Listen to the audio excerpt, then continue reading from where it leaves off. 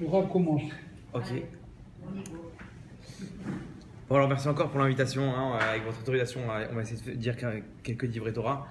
Le Zohar Kadosh, il nous ramène quelque chose de très intéressant. Sur ça, on va fonder le cours. J'espère que on va arriver à dire ce qu'il faut. Et donc voilà, le Zohar Kadosh, il dit comme ça. Il dit Moshe Rabbeinu, il savait ce que Noach et Avraham Avinu ne savaient pas. C'est-à-dire, il nous explique le Zohar que Hachem il a dévoilé une caractéristique à Moshe Rabbeinu qu'il n'a pas dévoilé ni à Noach ni à Avraham. Attends, venez, on explique un peu de quoi il s'agit. À l'époque de Noach, tout le monde connaît l'histoire de Noach, donc Noé, il y a eu l'histoire du Maboul. Là-bas, Hachem il a décidé de détruire le monde. Il a sauvé Noach, sa famille, un couple d'amis de chaque espèce, pour repartir avec repartir à zéro. Maintenant là-bas, Hachem il annonce à Noach, il lui dit regarde, je vais détruire le monde, fais une teva, etc. et pars. Qu'est-ce qu'il fait Noach? D'accord, il commence à construire la teva, l'arche, et il s'en va. À la fin, il voit le monde détruit, tout en l'air, tout est balagan, etc. Il lève les yeux vers le ciel et dit Hachem, quand même, la création de tes mains, tu vas pas tout détruire. Il sort comme ça, c'est sorti de sa bouche comme ça, une petite lueur d'espoir comme ça. Il a essayé de demander à Hachem un peu de rachamim. Et Hachem il dit tu veux que j'arrête? Bah j'arrête. Et Akadosh Baruch Hu, il a arrêté le Maboul. Et il s'est dit mince, c'est-à-dire quoi? Si j'avais prié plus tôt, j'aurais pu annuler le Maboul. Et effectivement, Noach, comme ça dit la Gemara, que s'il avait prié avant l'histoire du Maboul, il aurait pu annuler la Xéra, le mauvais décret. Bon, déjà, Chidouche, il ne savait pas, il s'est rendu compte de ça qu'après. Ok. Avraham Avinu, c'est quoi son histoire? Là-bas, il y a eu un mauvais décret, c'était quoi? Avec l'histoire de Sodome et Amora, Sodome et Gomorrhe. Là-bas, dans ces villes-là, ils ont fait des avérotes pendant des années. Hachem, il a été patient, il a attendu qu'il fasse tchouva, etc. Au bout d'un moment, le ressort, il a trop tiré, la Xéra est partie. Il dit Abraham, regarde, je te tiens au courant quand même, je vais détruire ces deux villes-là. Abraham, il vient, il commence à négocier, il dit attends 2 secondes, Hachem. Peut-être s'il y a 50 sadikim, je peux essayer de faire quelque chose. Commence à négocier. Hachem dit vas-y, Berchavot, trouve-moi 50 sadikim, j'essaie de voir ce que je fais. Et il cherche, et si j'avais pas 40, c'est bon? 40 aussi, allez, vas-y, je te donne. 30, 20, 15, 10. Et après, il voit que Hachem il dit vas-y, trouve-moi 10. Maintenant, il ne trouve pas 10. Enfin, il tente pas 5. Il dit pas Hachem, mais si jamais je te trouve 5, il tente pas Hachem, c'est quoi, même s'il n'y a pas de sadikim, annule etc. Non, il s'est dit bon, ça y est, stop, j'ai fait le maximum. Je pense qu'il y a une limite. Akadosh Baruch Hu, il est gentil, il est Rahman, il est miséricordieux, mais il y a quand même. On va pas négocier. Très bien. Moshe Rabbeinu, mieux que ça, la Gemara nous raconte après la faute, le Chet Haïgel, la Gemara dans Brachot là-bas, elle nous raconte qu'après le Chet Haïgel, après la faute du veau d'or, Moshe Rabbeinu il va demander à Hachem, il dit attends, il va négocier. Hachem il lui dit Aref mimeni va chale otam karega. Il dit lâche-moi, comme ça, lâche-moi et je vais les exterminer en un instant. Moshe Rabbeinu il est intelligent, il a fait la Gemara, il sait très bien comment ça marche, il est entre les lignes. Il se dit quoi lâche-moi et je vais les détruire. C'est-à-dire quoi? Si je te lâche pas, tu les détruis pas. Bingo. Il a compris le clin d'œil d'Hachem et Vayachal Moshe l'Ipalé, il a commencé à prier. Et à la fin de la prière, qu'est-ce qu'il dit Hachem? Salarti Kidvarecha. J'ai pardonné comme ta parole. Là, il a fait tapis. Il a annulé toute la Xéra. Moshe Rabbeinu, il est arrivé à quelque chose que Noach n'a pas réussi à débloquer, et qu'Abraham aussi, il a commencé un peu à négocier, mais il a compris qu'il y avait une limite. Moshe, lui, il a tout enlevé. Pourquoi? Parce qu'Akadosh Baruch Hu, il a dévoilé cette caractéristique que Moshe, il a compris d'Hachem, que n'ont pas compris ni Abraham ni Noach. C'est quoi cette caractéristique? Comme on l'a dit précédemment, Akadosh Baruch Hu, il est Rahman. C'est quoi Rahman?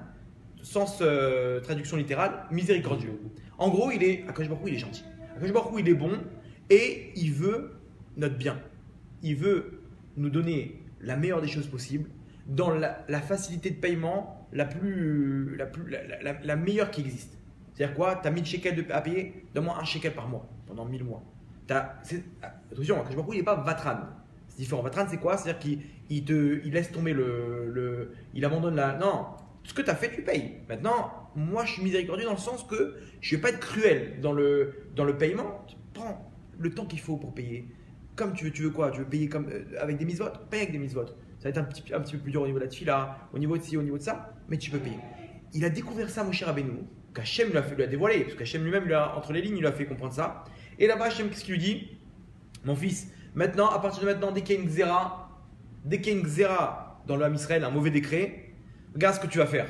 Et là-bas, il lui explique l'ordre du Vayavor, des Tachanonim, des 13 attributs de justice que tout le monde connaît. Hachem, Kel Rachum Vechanoun Erechapayim Verachesed, ça on le dit à Kippour, on le dit 26 fois. Et comme ça, il a marqué Hachem, il a montré Hachem. Hachem a marqué, il a mis son talit. Et il a commencé à dire Vayavor, Hachem. Et là-bas, Moshe Rabbeinu, il a vu ça, il a compris, il a commencé à se prosterner. Et il a commencé à dire ces 13 attributs de justice. Et là-bas, il dit à Moshe, tu vois, la prochaine fois, il y a un problème, vous faites ça, et je déchire la xéra, le mauvais décret. Qu'est-ce qu'Hachem nous dévoile ici? Qu'il est Rahman. Maintenant, regardez, faites attention. Dans l'histoire, au début, Noach, il n'avait aucune idée de ça. Pour lui, Akadosh Baruch Hu, il décide de détruire le monde. Je suis qui maintenant pour dire à Hachem, attends, 2 secondes, peut-être que tu t'es trompé là. Hachem, il a décidé, lui, il a vu comment le monde il est parfait, les étoiles, chacune elle a sa place, la pluie, les machins, il voit la nature comment elle est parfaite. Il n'y a pas une chose qui n'est pas à sa place. Si demain il y a une chose qui n'est pas à sa place, le monde il s'éteint. On voit chaque chose, elle est à sa place, la couche d'ozone par rapport au rayon qui filtre, qui machin, et comment elle est faite cette couche d'ozone par rapport au. Tout ce truc-là, il voit que le bonhomme qui a un minimum dans son cerveau, il voit que tout est parfait, que chaque chose elle est à sa place. Donc lui il dit quoi? Hachem il a pris une décision maintenant. Mais qui je suis pour dire, mais Rila Hachem, je crois que tu t'es trompé. Je crois que c'est une mauvaise idée. Pardonne-les, fais-leur ci, fais-leur. Lui, Noir, on lui a dit, je vais détruire le monde, c'est là, d'accord, ok. Alors quoi, qu'est-ce qu'on fait? Bon bah, il faut une teva, d'accord. Il est parti au bricolage. Abraham, il a eu de la peine.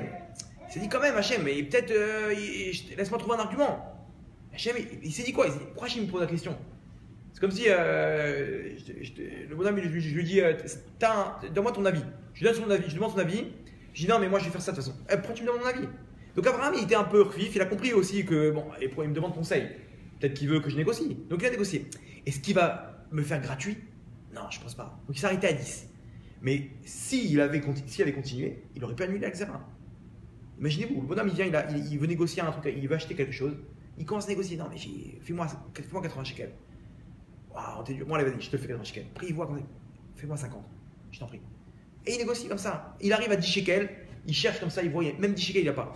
Qu'est-ce qui est bon? Laisse tomber, j'ai même pas 10 shekels. Il s'en va. Mais Raval, demande, peut-être qu'il te le fait gratuit. Demande, tu peux me l'offrir. Allez, sois gentil. Allez, prends. C'est quoi? À la fin, il va peut-être qu'il. Pourquoi il s'est arrêté Abraham? Parce qu'il s'est dit non, il y a une limite quand même. Quand je vois il est gentil, il est Rahman, mais pas à tel point. Moshe Rabbeinu, Hachem il s'est dit c'est bon, maintenant le moment est venu, je vais lui annoncer la nouvelle. Sache que je suis Rahman. C'est-à-dire quoi? C'est-à-dire que même si Magi Alahem, maintenant, il mérite de se faire exterminer, l'âme Israël, après la faute qu'ils ont fait, si jamais tu invoques ma Rahmanout, ma miséricorde, j'annule tout. Ok, ça c'est bien gentil, mais nous, comment on applique ça? Quel rapport avec nous? Écoutez bien, ici Hachem nous dit quelque chose d'incroyable. Il nous dit, sachez que moi, comme je me comporte avec vous, c'est comme un père envers son fils. On dit quoi? Avinu Malkenu. C'est quoi Avinu Malkenu? Mon père, mon roi. Ok, c'est le roi du monde, mais c'est aussi mon père. C'est-à-dire quoi? Un père envers son fils, il est dur ou il est gentil? Il craque, papa, je veux un bonbon, machin, etc. Non, commence à verser une petite larme. Ah, d'accord, tiens, prends. Il envoie les bonbons, les chocolats. D'accord ou pas? Hachem, pareil.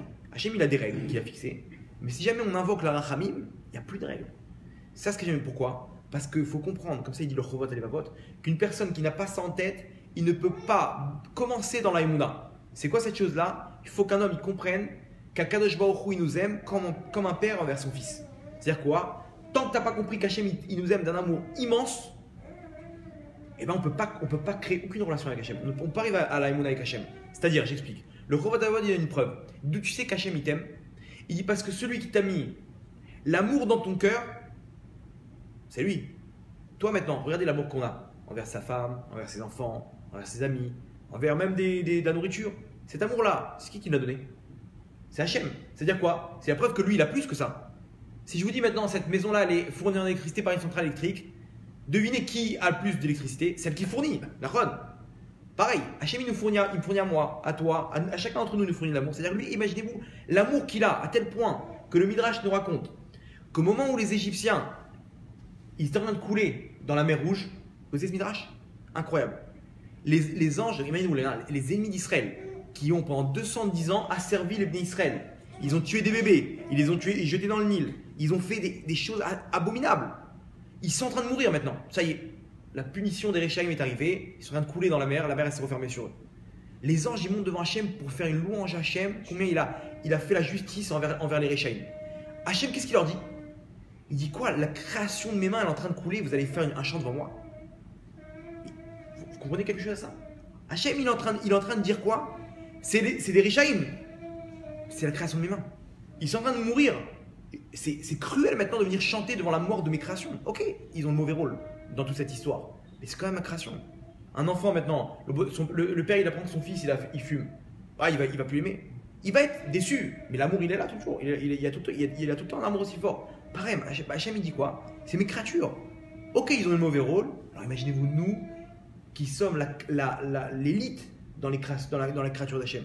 Un juif, c'est-à-dire les hommes, c'est l'élite dans la création. Un juif, c'est l'élite chez les hommes. Alors imaginez-vous, à plus forte raison, combien Hachem nous aime. Très bien. Et on a ces deux infos-là. Première info, Hachem il est Rahman, il est miséricordieux et il nous aime. À partir de ce moment-là, écoutez bien le chidouche que donne le Chovat Alevavot. Il dit si jamais tu t'inquiètes dans ta vie, la vie elle est pleine d'inquiétudes, on est d'accord? Le bonhomme d'abord il s'inquiète quand il est petit. Est-ce que je vais avoir des copains? Est-ce que je vais gagner aux cartes? Est-ce que je vais pouvoir manger le restaurant? Ma mère m'a peut-être eu. Qu'est-ce qu'elle va faire? Elle va faire des frites à la maison? Tout le temps, il y a des petites inquiétudes. L'enfant, il est tout le temps tiraillé. Mes jouets, elle va m'acheter le truc pour mon anniversaire, les Lego, les machins, les trucs. Après, il grandit. Est-ce que je vais avoir le bac? Après, est-ce que je vais me marier? Ah, qui me dit que je vais me marier? Après, il a quand même dit peut-être que je vais pas me marier. Mais il s'inquiétait. Puis pourquoi? Parce qu'il y a quelqu'un, je connais 40 ans, il est toujours pas marié. Je dis alors, c'est différent. Si tu as la Mouna, tu vas te marier. Les gens s'inquiètent. Et qui me dit que j'ai tombé sur la bonne? Et des enfants, une fois qu'on est marié, il y a plein de couples. 1 an, 2 ans, 3 ans, ils attendent toujours pour avoir des enfants. Qui me dit que je vais avoir des enfants maintenant? Alors, remplir d'inquiétude, sans compter la pranassa. Et les enfants, il faut les élever après, il faut les marier. Et qui me dit que je vais être en shalom baït, qui me dit que je vais tomber sur quel gosse, qu'est-ce qu'il va me mettre? Et après, comment on va vivre, comment truc, la retraite, les machins, les trucs, et après 120 ans, et c'est interminable. Et écoutez bien le Chovat Alevavot ce qu'il dit. Et quand on a ça en tête, ça peut changer notre vie. Le Chovat Alevavot, il dit comme ça. Il dit à partir du moment où tu t'inquiètes, ça veut dire qu'est-ce que tu fais d'Hachem? Tu fais de lui quelqu'un de cruel, genre qui t'attend avec un bâton. Genre, je t'attends au tournant, quand est-ce que je vais t'attraper pour te massacrer? T'attraper au niveau de ta parnassa, au niveau de l'éducation de tes enfants, au niveau du shalom bayit, au niveau de la santé, au niveau de tout ce qu'on s'inquiète maintenant. Quand maintenant je commence à m'inquiéter, je fais d'Hachem, entre guillemets, je le sors de sa caractéristique qui est quoi? Bon, Rahman. Écoutez bien le chidouche. Noach, il n'a pas vu Hachem comme Rahman. Hachem, il s'est considéré comme il a vu. Abraham, il a vu un petit peu qui était Rahman, comme tu m'as vu. C'est-à-dire quoi? Dit Tzadikim, tu t'arrêtes là, Abraham? Ok, je suis Rahman à ce niveau-là. Moshe, tu vas où? Il n'y a pas de truc? Ok, je suis avec toi. Hachem, on dit comme ça dans le Téhilim, Hachem Tzilecha. C'est quoi? Hachem, c'est ton ombre. C'est-à-dire, de la même façon que tu le vois, il se comporte avec toi. Tu le vois qu'il est Rahman, bah, il sera Rahman. C'est-à-dire quoi? Tu vois que ta vie elle va être rose, elle va être belle, t'enlèves tes inquiétudes de la tête, Hachem il est avec toi. Mais attends, c'est dur, pourquoi? Parce qu'à partir du moment où le bonhomme il commence à sentir les serras qui l'attrapent dans des mauvaises pensées, Maïe Itra, qu'est-ce qui va devenir de toi? Et le futur? Et regarde comme si, regarde ça, la vie elle nous montre. Le bonhomme il voit la fin du mois elle est dure maintenant. La parnassa comment je vais faire? On lui dit quoi? T'inquiète pas. Pourquoi? Parce qu'à partir du moment où tu t'inquiètes, tu fais, qu'est-ce que tu montes par là? Qu'Hachem il t'attend en tournant. Il attend juste le moment de t'enlever ta parnassa. Chazvé shalom, t'as fait d'Hachem un cruel. Hachem il va être à ce niveau-là. Si par contre, tu dis, il y a haine d'avoir casé, Akadosh Baruch Hu, il va me donner la parnassa, il va me donner ce que j'ai besoin, il va me donner le shalom bayit, et le bonhomme il rentre dans des pensées positives, Hachem il dit super. T'as fait de moi Rahman, je me mets Begovainaim, à la même hauteur. Comment ça marche cette histoire? Pourquoi maintenant quand Hachem il se trouve bidiouk là où moi je le fixe? Il y avait une histoire comme ça, la Gemara dans Taïm elle raconte qu'à l'époque de Rabbi Akiva, il y avait Rabbi Akiva, son maître, Rabbi Eliezer, il n'y avait pas de pluie. Il n'y avait pas de pluie. ils ont fait une batterie de jeûnes, etc. Ils ont commencé à jeûner et tout. Et à la fin, le dernier jeûne, là-bas, c'est le jeûne final. Genre, où il y a tout un. La Gemara l'explique là-bas, la procédure. Le dernier jeûne, ils ont fini là-bas, ils ont réuni tout l'homme Israël dans la synagogue, après une journée de jeûne. Et là-bas, il faut passer à Mincha, il faut monter à Mincha. Rabbi Eliezer, il monte en tant que Shaliach Tzibour, c'était le Gadol Ador, c'est le grand sadique de la génération. Ils montent là-bas, ils commencent à prier, ils finissent la Mida, ils ouvrent le Echal là-bas. Et ils commencent à prier, Akadosh Baruch Hu, 1, 2, 3, ils sont des arguments, rien à faire. La pluie ne tombe pas. Maintenant, il n'y a pas la pluie, il n'y a pas de Parnassa. Parce que eux, chacun comment ils vivaient. Le bonhomme, il avait une petite parcelle de terrain, il mettait des tomates, il récoltait les tomates, il allait les vendre au chouk, il avait de l'argent pour 2-3 mois. Il n'y avait pas les loyers, l'arnona à payer, tout ce qu'on a aujourd'hui. Il n'y a pas. Le bonhomme, ils ont construit, la première année, ils sont réunis en famille, ils ont construit une maison pour le mec. Chacun, il a donné un petit peu les cadeaux, les machins, etc. Nick ça y est, le bonhomme, il a plus rien à payer. Qu'est-ce qu'il paye? Il vit au jour le jour. Ce que j'ai besoin d'acheter, je dois acheter du lait, des œufs, des machins, c'est tout. Mais il n'y a plus de sortie d'argent comme on a aujourd'hui. Il n'y avait pas à l'époque. Donc maintenant, le bonhomme, il a 3 mois, il a vendu ses pommes de terre, il vit avec un an. Maintenant, il n'y a pas de pluie, il n'y a pas de pommes de terre. Il n'y a pas de pluie, il n'y a pas d'herbe. Il n'y a pas d'herbe, les bêtes, il n'y a pas de viande. Il n'y a plus rien, elles meurent. Enfin, elles sont maigres, il y a très peu de viande. Donc c'est la famine mamache. C'est la crise économique quand il n'y a pas de pluie. Et Rabbi Eliezer, il prie, rien à faire. Bon, Rabbi Eliezer, il a compris quelque chose ici. Il dit Akiva, son élève c'était Rabbi Akiva. Il dit viens, monte-toi chez Tzibour. Rabbi Akiva, il monte, il dit une phrase. Avinu malkenu, chatanu lefanecha rachem alenu. Il finit la phrase, une inverse. La pluie partout. Pendant 3 jours, ça y est, ils ont récupéré tout le temps perdu. La Gemara, elle pose la question, elle dit les Chami, ils ont commencé à se poser des questions, elle dit qui est plus grand dans le ciel? Peut-être que Rabbi Akiva, l'élève, il est plus grand que le maître. Réponse de la Gemara, c'est pas qu'il est plus grand. Rabbi Eliezer, il est Midat Adin, c'est-à-dire qu'il est dur. Rabbi Akiva, il est Midat Rachamim. Lui, il est doux, il est bon. Lui, il voit Hachem, Rachamim. C'est-à-dire qu'ici, l'homme Israël, il ne méritait pas. Maintenant, quand toi, Rabbi Eliezer, tu viens invoquer d'Hachem la Rachamim, ça ne marche pas. Parce que toi, tu fixes Hachem que non, moi, je demande ce que je mérite. J'ai pas. Il était dur. Rabbi Eliezer, il était comme ça. Il a des caractères comme ça. Le bonhomme, il est strict. Il était strict. Rabbi Akiva, il dit non, Akol et Tova, gentil, c'est brave Hachem. Et alors, on a fait des fautes. On ne mérite pas. Aval Atarachman. Et effectivement, Hachem, il a descendu la pluie. C'est-à-dire quoi? Rabbi Eliezer, il prie, il n'y a rien. Parce que lui, il a fixé Hachem, strict. Tu reçois. Tu mérites, tu reçois. Tu ne mérites pas, améliore-toi. Améliore tes actes. Rabbi Akiva, il n'y a pas. On est tous des enfants, on fait tous des erreurs. Hachem, toi, t'es Rahman. C'est ça que j'invoque chez toi. Avinu malkenu, chatanu lefanecha, on ne mérite pas, on a fauté. Rachem alenu. Aval toi, t'es Rachem alenu. Et de la rachamim, et de la pitié envers nous. Et Hachem, qu'est-ce que j'entends là? Rachmanout, en baya.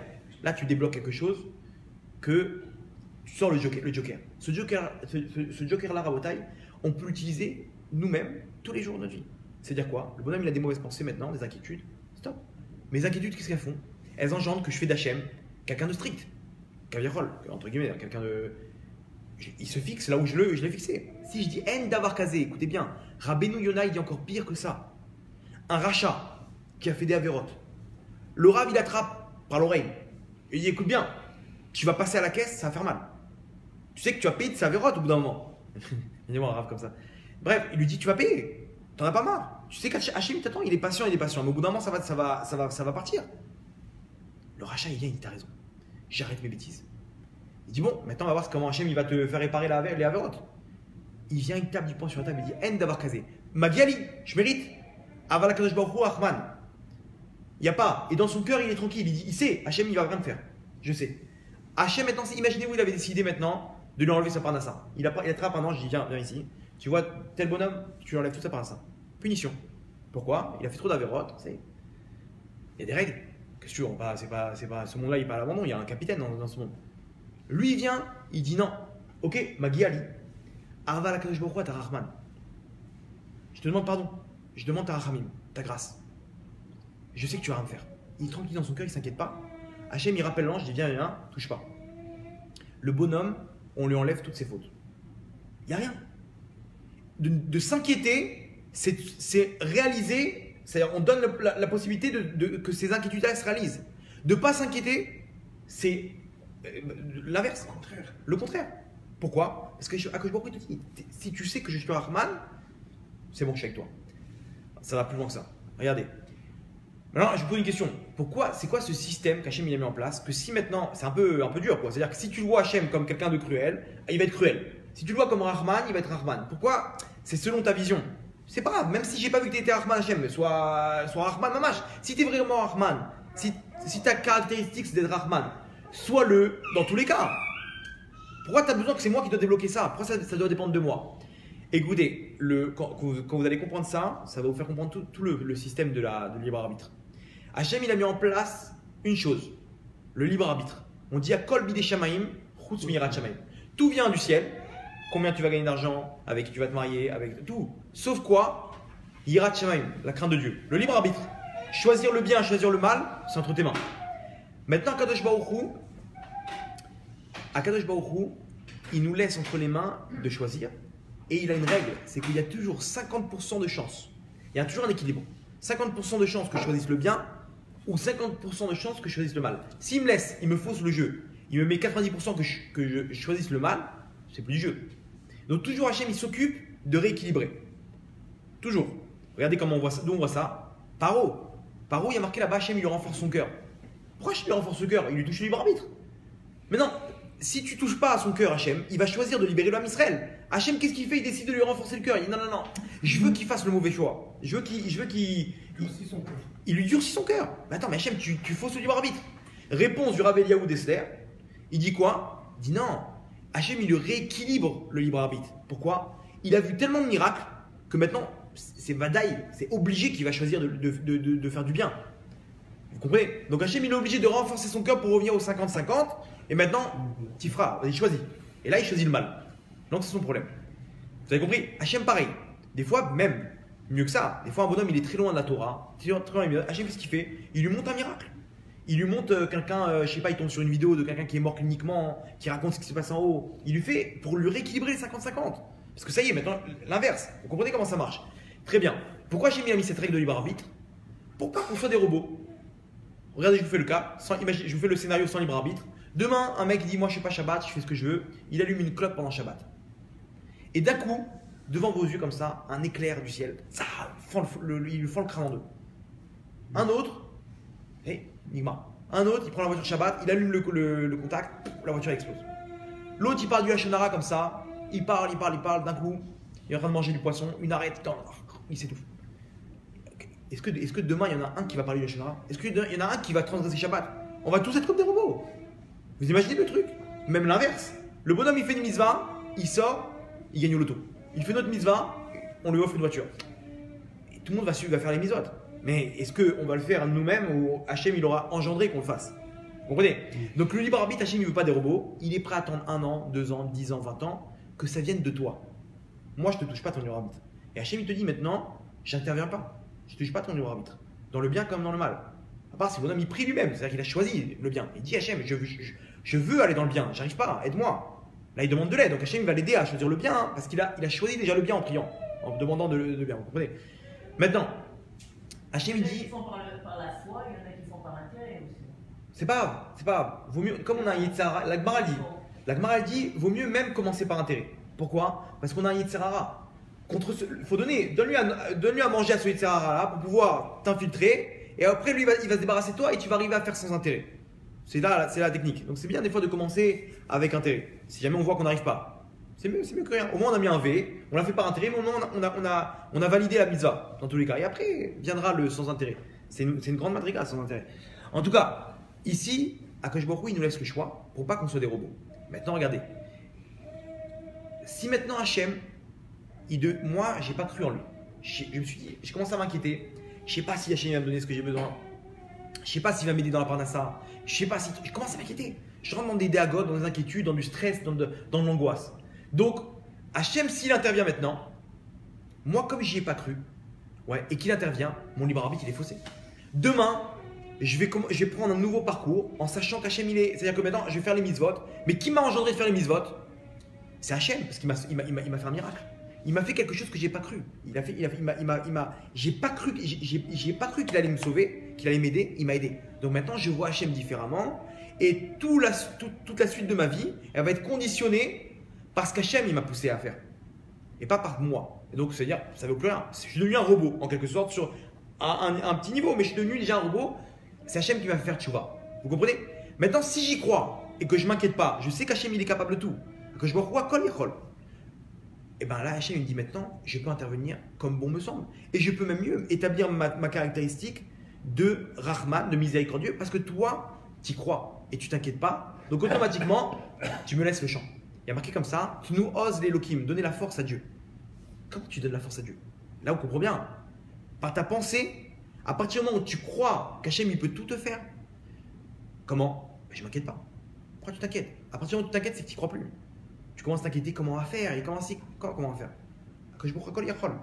S'il peut tout faire Hachem, tu t'inquiètes plus, tu enlèves ça de ta tête. C'est-à-dire que tu sens, attention, c'est pas facile, hein, c'est un bras de fer mental.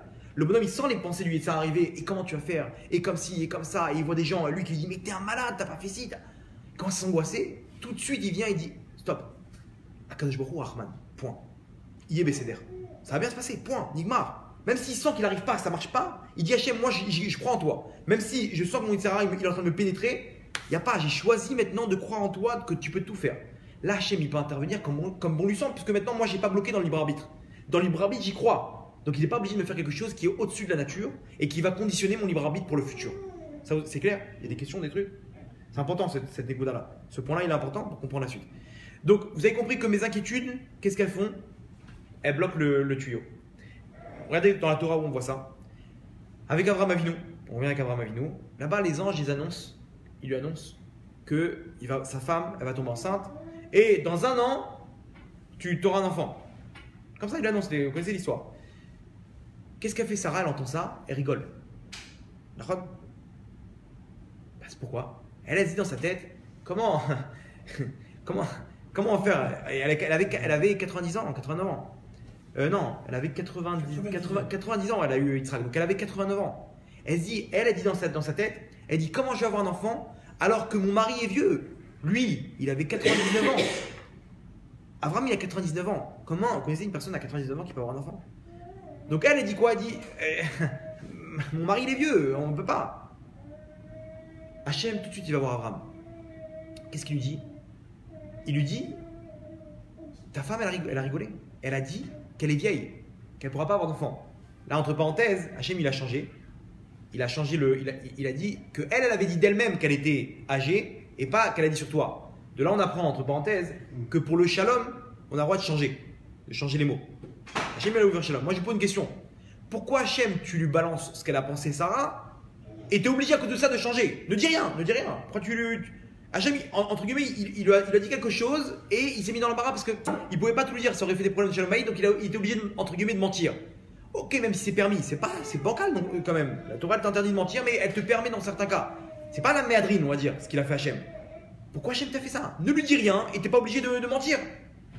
Réponse, je suis obligé de lui dire à Abraham. Pourquoi? Parce qu'à partir du moment où elle rigole, ça veut dire quoi? Elle y croit plus. Elle y croit pas. Elle se dit, mais comment on va faire maintenant? T'y crois pas, je peux rien faire. Hachem dit, t'y crois pas, je vais pas faire de miracle. Je vais pas toucher à ton libre arbitre. Dans ton libre arbitre, t'y crois pas, t'as fermé le tuyau. Vite Hachem, qui va voir Abraham? Il dit, vite, va renforcer ta femme. Fais-lui un petit cours de Moussa. Un petit cours de Chizouk, de Emouna Bitachon. Renforce-la, pourquoi? Parce qu'elle a fermé le robinet maintenant. Si elle ferme le robinet, c'est fini, je peux plus aider. Si elle y croit, et qu'est-ce qu'il lui dit Hachem à Abraham? Aïpalem Hachem Davar.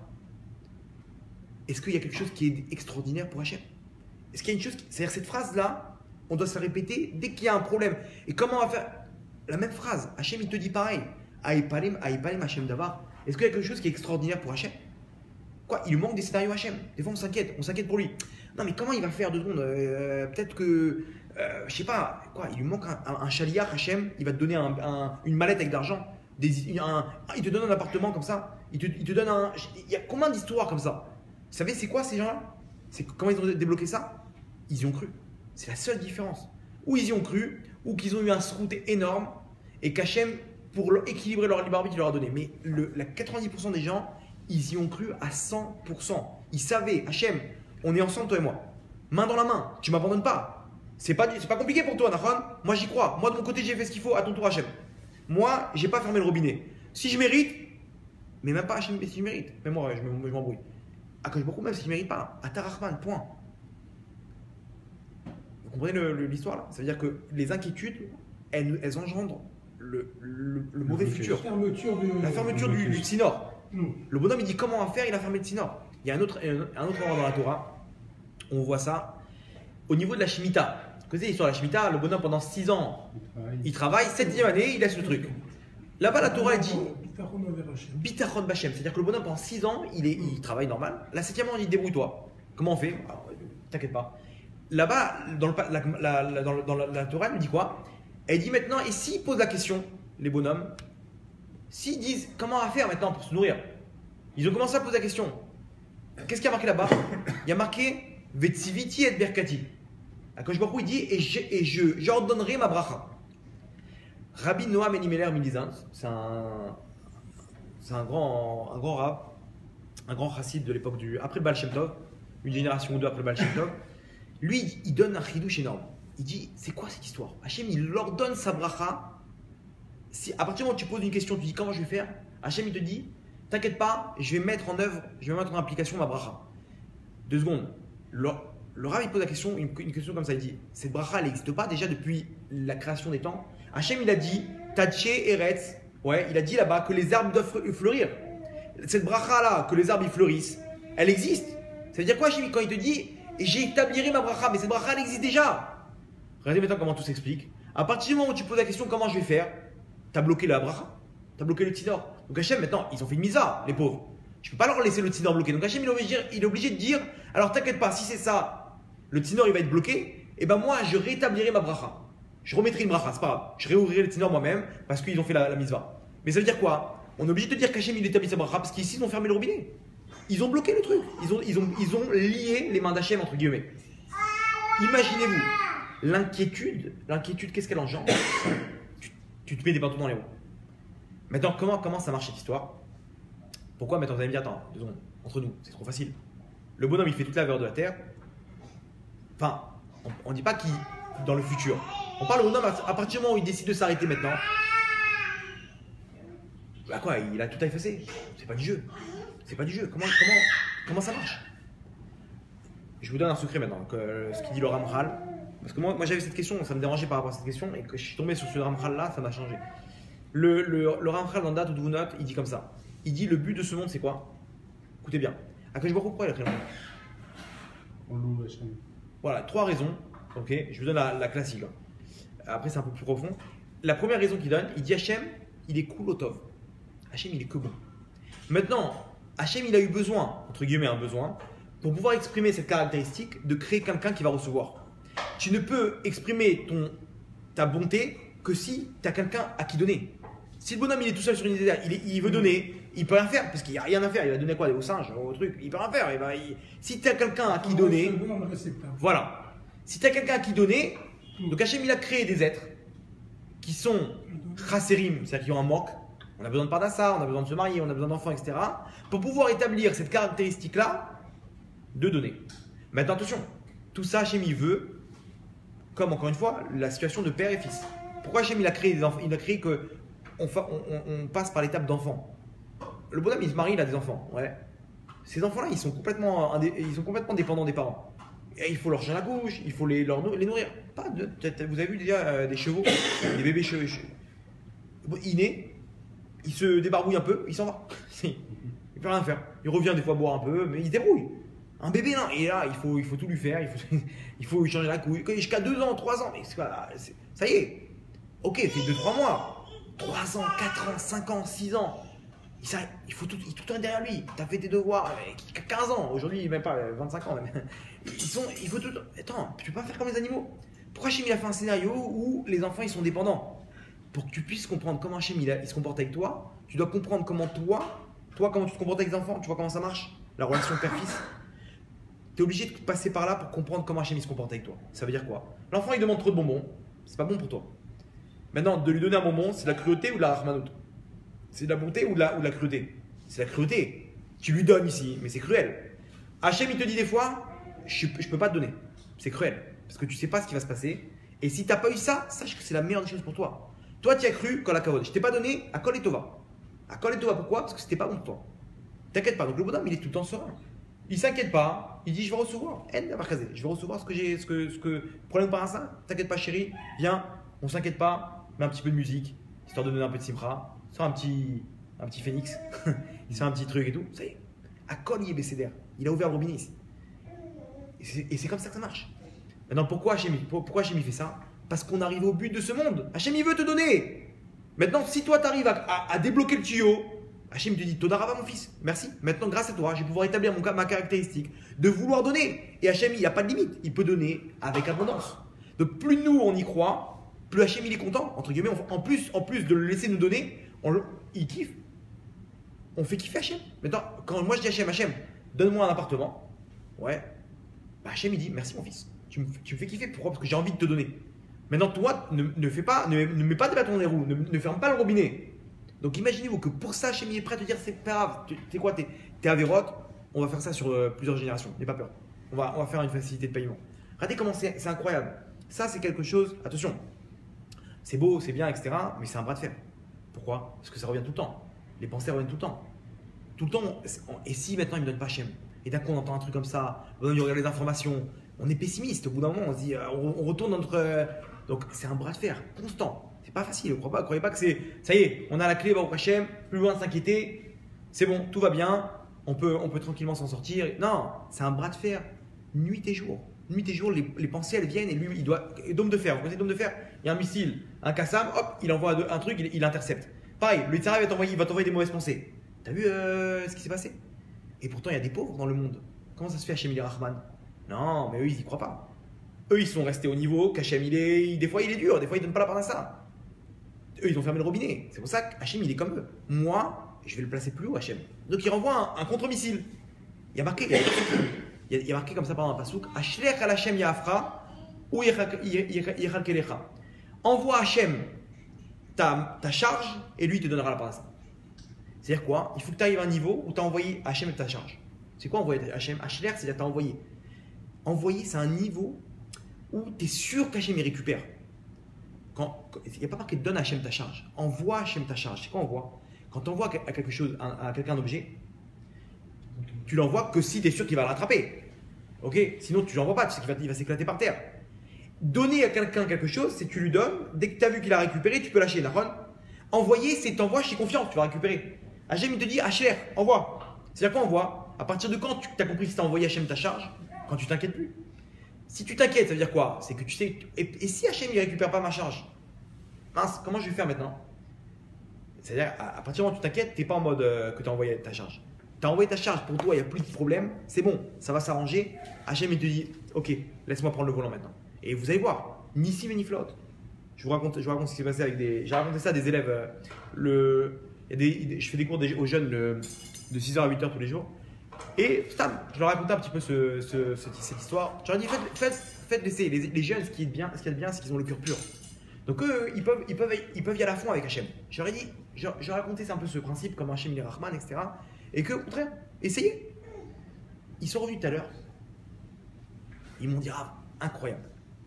Ils sont partis à la plage, partis en vélo électrique. Là-bas, il y a un des jeunes, ils ont posé leurs affaires. En fait, il y a d'autres jeunes qui sont partis, ils sont arrivés à un autre endroit, ils les ont rejoints. Ils ont pris leurs affaires, ils sont partis avec les autres.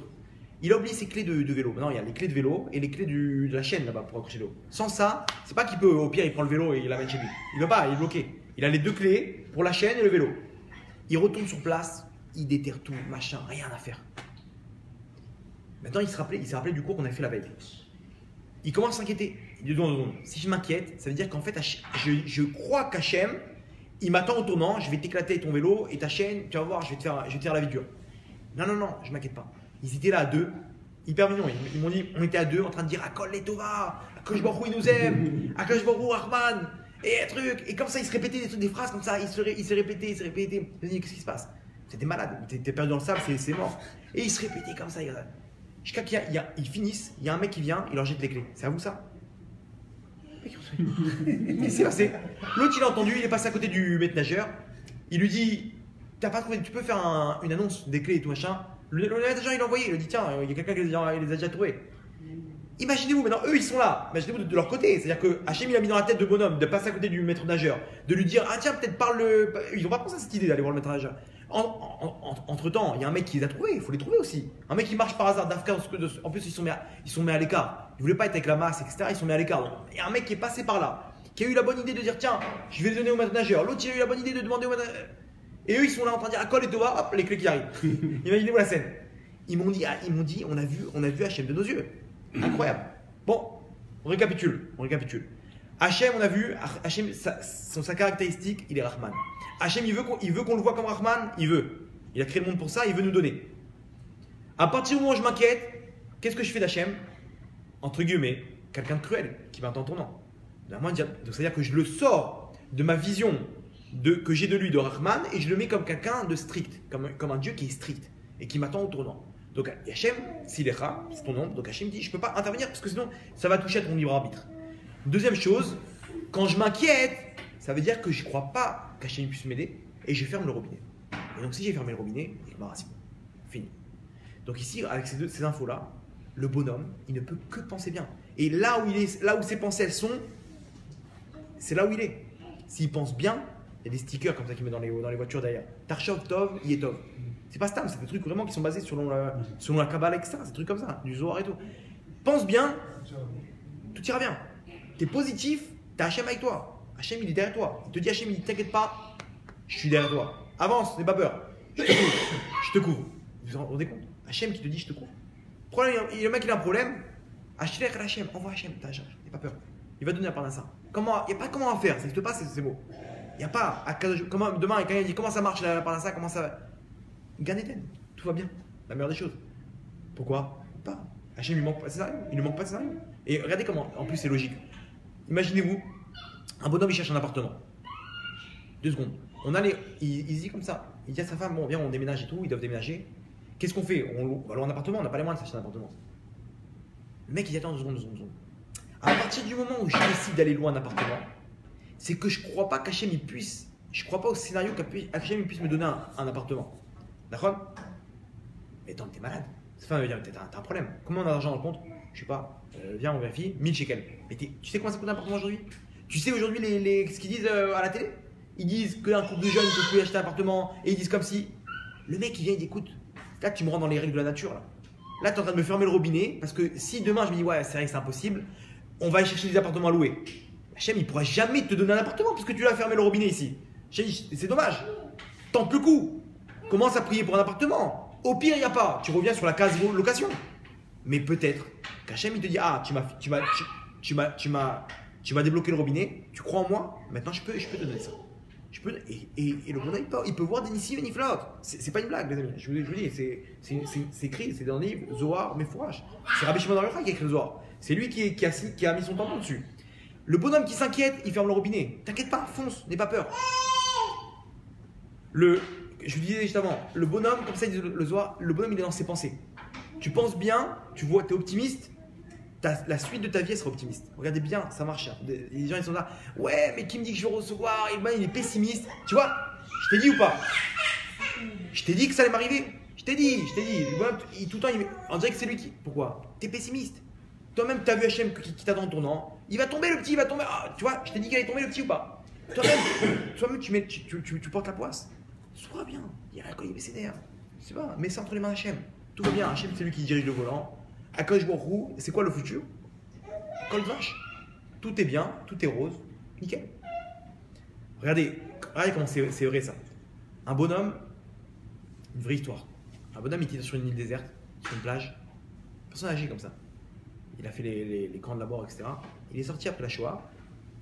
Un jour, il était en vacances sur une île déserte aux Caraïbes. La mer devant lui, sable fin, petit cocktail. Là-bas, il entend une musique classique, en plein milieu. Petite musique de fond comme ça, pourquoi c'est pas ça une musique classique? C'est quoi cette musique classique? C'est la musique qui passait là-bas dans les chambres à gaz. Dans les camps de la mort, pour les adoucir, pour pas qu'ils s'angoissent, ils leur mettent de la musique classique. Imaginez-vous, c'est sauvage. Il entend cette musique-là, et ça le replonge dans les mauvais souvenirs. Le bonhomme, il a fait un arrêt cardiaque, il est mort. Maintenant, je pose une question. Il était aux Caraïbes ou il était dans les chambres à gaz là? La musique, elle a plongé ses pensées dans les chambres à gaz, ça a causé que son corps il est rentré dans cette angoisse-là et ça a lâché son cœur. Cause à effet. Cause à effet. Maintenant, il était où lui? Dans les chambres à gaz. Il est retourné dans l'écran de la mort maintenant. Pendant un moment, il est retourné là-bas. Et donc ça lui a mis l'angoisse, il a lâché. Mais pourtant, sur le papier, on va voir qu'il est mort où? L'arrêt cardiaque qu'il a eu aux Caraïbes. Comment c'est possible? L'homme, il est là où il y a ses pensées. Là où il y a ses pensées, il est. Regardez, un autre cas de figure.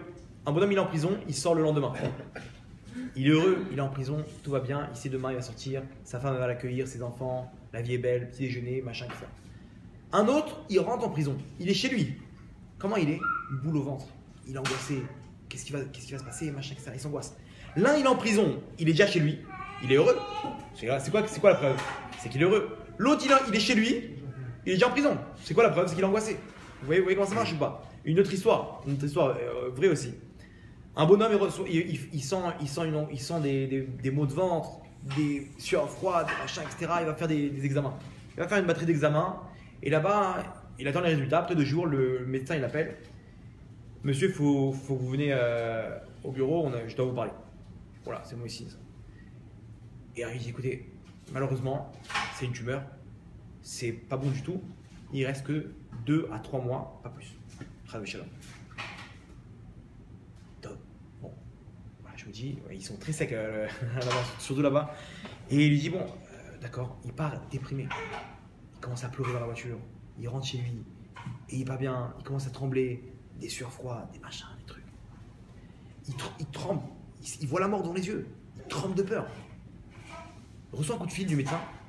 Monsieur Truc, je suis désolé. C'est pas vous. C'est une erreur. Je me suis trompé, j'ai rentré le dossier dans l'ordinateur, j'ai rentré un faux numéro. Au lieu du 3 à la fin, j'ai mis un 2.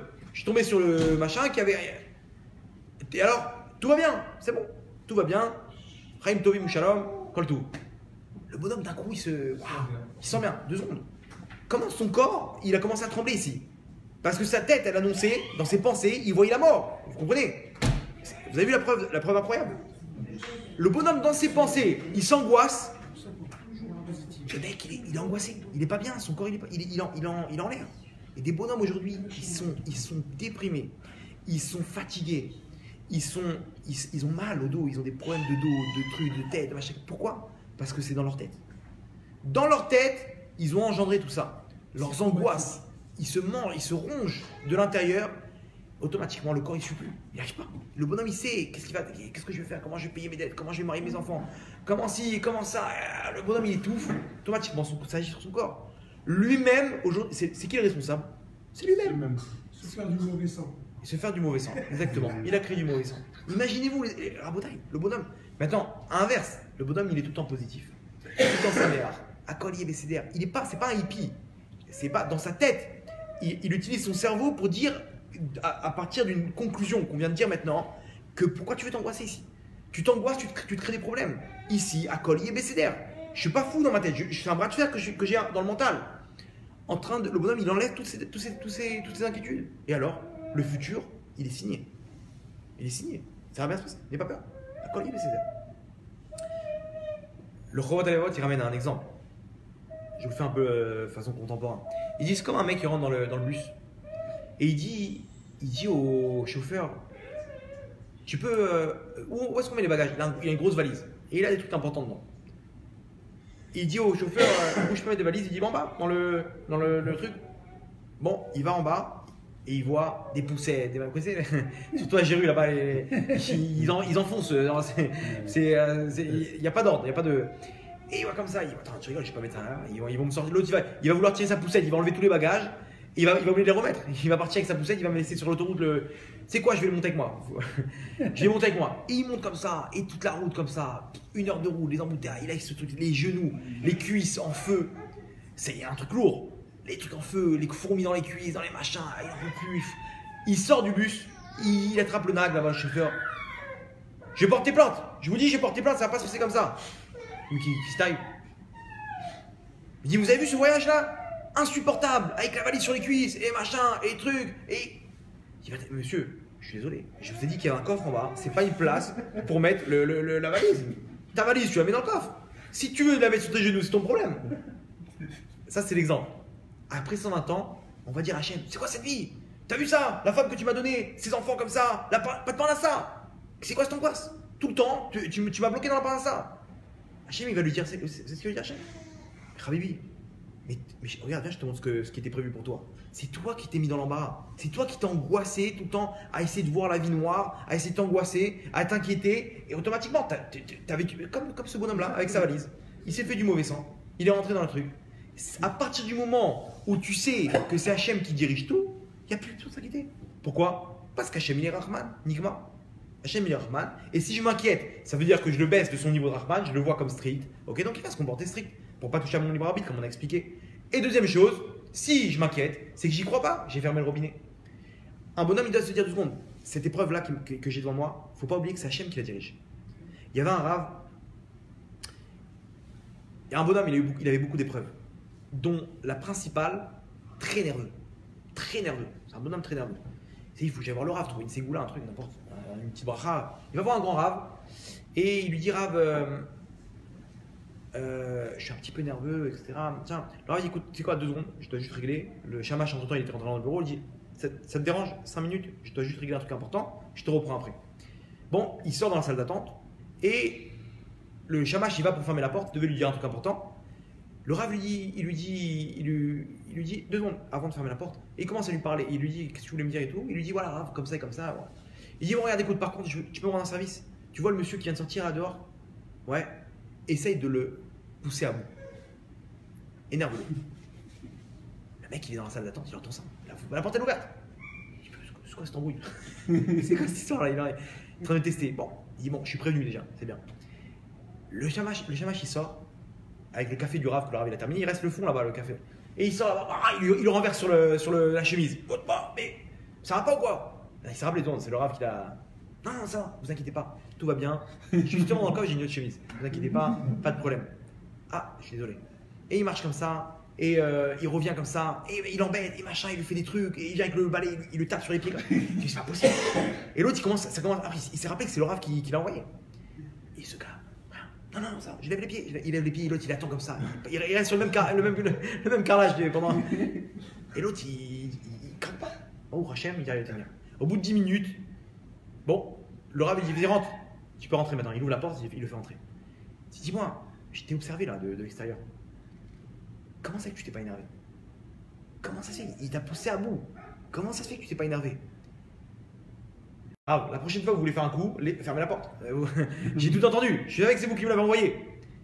Le rave lui dit eh ben, sache que toutes ces épreuves que tu reçois, n'oublie pas que c'est Hachem qui te l'envoie aussi. C'est-à-dire, pourquoi tu t'es pas énervé? Parce que tu sais que c'est moi, que c'est un coup monté. Maintenant, les épreuves d'Hachem, c'est pas un coup monté. Ces épreuves-là, c'est qui les a créées? C'est pas Hachem. N'oublie pas que c'est Hachem. Pourquoi tu vas t'énerver maintenant de la manière? Maintenant, quand tu as une épreuve, le bonhomme, ta femme, elle vient, elle te pousse à bout. N'oublie pas que c'est Hachem qui t'envoie ça. À partir du moment où tu sais que c'est Hachem, tu sais que c'est les Tova, tu sais qu'Hachem il fait ça pour.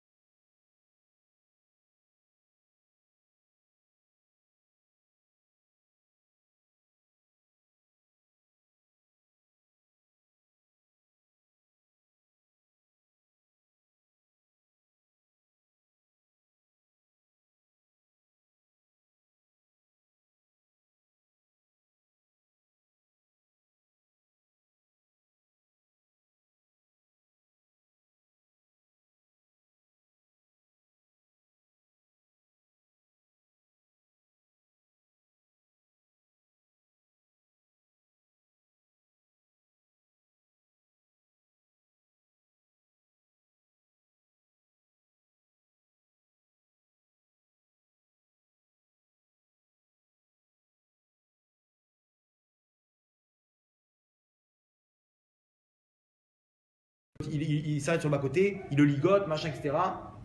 Kidnapping. Il s'est fait kidnapper. Il lui met des coups, des machins, etc. Il se réveille dans un sous-sol d'une villa, une cave quoi. Rien, pas de fenêtre, noir. Et il est réveillé par un seau d'eau. Ah, il envoie dans la tronche. Ah, il se réveille comme ça. Et il voit des mecs armés jusqu'aux dents, avec des couteaux. Des arabes, des vrais arabes. Ah, voilà, ça part en arabe dans tous les sens, etc. Il dit, ouais, je suis arrivé où là? Bon. Lui, il perd pas le nord et tout. Il savait très bien pourquoi ils l'ont kidnappé. Il voulait tirer des informations. Ils ont des informations sur les terroristes, les machins, etc. Et qu'est-ce qui se passe? Ils lui disent, écoute bien, on sait qui tu es. Tu t'appelles comme ça et comme ça. Ta femme, elle s'appelle comme ça et comme ça. Tu as 3 enfants. 1, 2, 3. Tel âge, tel truc. Tu habites tel machin. On connaît tout sur toi. Tu nous donnes pas les informations qu'on a besoin. On te tue à toi, ta femme et tes 3 enfants. Et qui leur dit quoi? Parle pas le nord. Ils sont habitués. D'accord, je peux vous dire ce que vous voulez, mais moi je suis pas un agent du Mossad. Je suis pas un agent secret, rien du tout. Moi je suis dans la police. Donc voilà, je vais vous dire exactement. Donc par rapport à ça, il leur donne des infos, mais bidon, que tout le monde sait. Te fiche pas de nous, machin. Il met des coups de poing et des coups de coude et des machins avec des coups de bâton. Et le mec, il en sent, mais il lâche rien. Comme ça, toute l'après-midi. Maintenant, lui, il se dit, il faut que je joue sur le temps. Pourquoi? Parce que ma femme va voir que je suis pas rentré. Elle va appeler de la base. Ils vont dire non, il est rentré, il est parti à 1h. Ils vont se poser des questions. Ils vont appeler la police. Ils vont commencer une série de recherches, les caméras de surveillance de la base. Ils vont voir que je suis dans une voiture, l'immatriculation. Ils vont tout faire le truc. Donc lui, il s'est dit, si j'arrive à jouer avec la montre, j'ai gagné. Donc, il se dit, je vais essayer de tenir le maximum de temps. Et il tient comme ça, en plein milieu de la nuit. Il voit là-bas le chef terroriste qui vient le voir. Maintenant, il ne le laisse pas dormir. Il envoie des seaux d'eau. Dès qu'il s'endort comme ça, hop, il envoie un seau d'eau. C'est terrible. Une personne qui a envie de dormir, on l'empêche, c'est une souffrance terrible. Le chef terroriste, il vient, il lui met le couteau ici. Il commence à lui enfoncer le couteau. Il lui dit, écoute bien, je connais très bien ton petit jeu. Je sais très bien que tu es en train de jouer avec la montre. Maintenant, encore quelques heures, ils vont nous retrouver. Donc, on va tous mourir. Donc, moi, je ne prends pas de risque. Je te laisse 1 heure. Dans 1 heure, tu ne m'as pas dévoilé. Je reviens dans 1 heure, tu ne m'as pas dévoilé les infos. Je te tue et j'enterre ton corps pour qu'on puisse pouvoir s'enfuir. Nous, on veut s'enfuir maintenant. C'est très bien qu'on va se faire opérer. Donc, tu as intérêt à nous parler. Et pire que ça, on va se venger sur ta femme et tes enfants. Maintenant, par contre, tu nous donnes les informations. Nous, on s'en va, on te libère. Et colle tout, tu rentres chez toi, ta femme et tes enfants. Et je vous ai dit, je connais rien. Bon, très bien. On se donne rendez-vous dans 1 heure. Dans 1 heure, tu sais très bien, si tu nous donnes la même réponse, tu connaîtras ton sort. Et lui, il commence à réfléchir. Il n'arrive pas à dormir. Maintenant, il commence à s'endormir. Et l'adrénaline, le fait de savoir qu'il va mourir, et ça ne laisse pas dormir. Il commence à réfléchir. Il dit, mais je suis un malade mental, moi. Je vais perdre ma femme, mes enfants. Mais balance leurs infos. Qu'est-ce que tu t'en fiches maintenant du Mossad? Tu vois pas ce que tu connais en plus. C'est pas grave. Au pire, il prend la décision. Dans 1 heure, il revient. Je lui balance tout. Je m'en fiche. Je vais retrouver ma femme et mes enfants. Je suis un fou, moi, pour mourir. Je suis jeune. C'est pas grave. Capara pour le Mossad. Et d'un coup, donc il est dans ses pensées, il entend les mecs parler de l'autre côté, et d'un coup il les entend parler en hébreu. Ouais, Yari, Raïta, machin.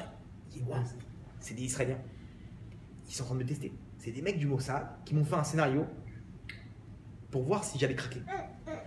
Magnifique. Voilà. Mina Shamaim, je sais ce que je vais dire. Le mec il revient avec le couteau en furie. Il met le couteau comme ça. Alors, t'as pris une décision? Il dit, écoute-moi bien. Tu sauras rien. Je te dirai rien. Quoi? Je vais te tuer. Vas-y, t'es une grande bouche. Allez, tue-moi. Tue-moi, c'est un homme. Et lui qui là. Alors? On fait moins les marins maintenant. C'était que des belles paroles. Vas-y, tue-moi, moi tu sauras rien. Et j'en connais plein des infos en plus. Et il dit ça. Le mec il est là avec le couteau comme ça. Il jette le couteau par terre et il s'en va en furie. Et là d'un coup, tous les terroristes autour qui commencent à applaudir.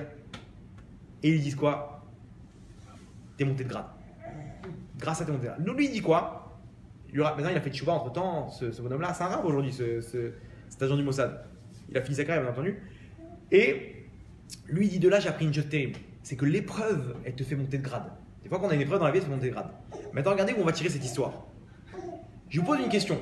À partir de quand l'épreuve, elle était terminée pour lui? À partir de quand il s'est dit, ça y est, au Hachem, c'est. Quand il a entendu parler en hébreu. Quand il a compris que ces bonhommes-là, ils sont des nôtres. C'est mes frères. Vous comprenez? De la même manière avec nous. À partir de quand tu connais que l'épreuve, elle peut s'arrêter? Quand tu as compris que celui qui te met l'épreuve, c'est qui? C'est papa. C'est Avinu Malkeinu.